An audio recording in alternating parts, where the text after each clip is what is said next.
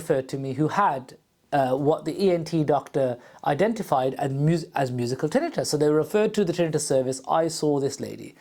And when she sat down, she looked at me and she said, I'm in the wrong place. And I said, what do you mean you're in the wrong place? You're in the right place. You're here for tinnitus. And she said, no, I haven't got tinnitus.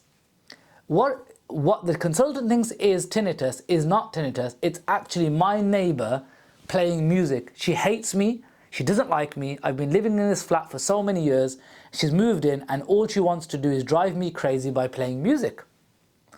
So obviously we have to take that as a serious concern. And even though it seemed unlikely to me, the conversation continued and it actually went over about 3 appointments, this did.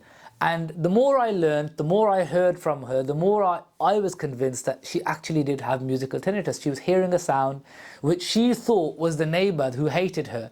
And she thought the neighbor was waking up at 2 o'clock in the morning to play this sound, and she had driven her crazy, and she had been down and made complaints in the security office. So you can imagine how interesting this conversation was. She was a lovely lady. She was really lovely. Her name was Margaret.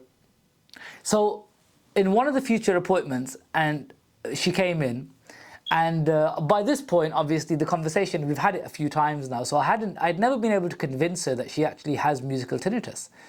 So she came in on one day and she said, that's it, I've got evidence for you, Nasser. So I said, okay, I'd love to see it. So she pulled out an old cassette player. And she got this cassette player out and she said, look, I've recorded the music that she plays and I want to show it to you. So I thought, maybe I'm wrong, right? Who knows? So anyway, she puts these headphones on my ears and she had an old cassette player and she pressed play. And it was completely silent. So I looked at her and I said, Margaret, I can't hear anything. And she said, what do you mean you can't hear anything? And she got the play and she forwarded it and she rewound it and then she turned the tape backwards and she listened to it herself. And she couldn't hear it either. And that's when the penny dropped. And I said, Margaret, what's happening is you're hearing it in your head. But when you were hearing it and you pressed record, you thought you were recording an outside sound.